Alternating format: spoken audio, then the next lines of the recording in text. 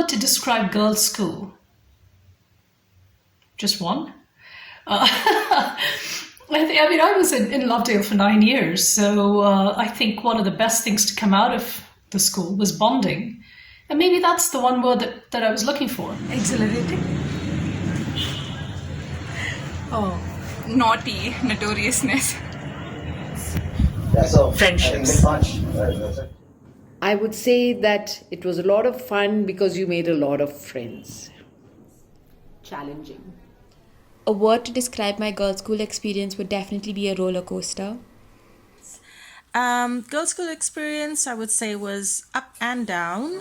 One word for school was probably amazing still. I would still say that. Thank you. I think adjust Madi. Tune in to the Prides of March. Do a YouTube, Facebook search. Excitement galore like never before on the OL Assembly. Please watch.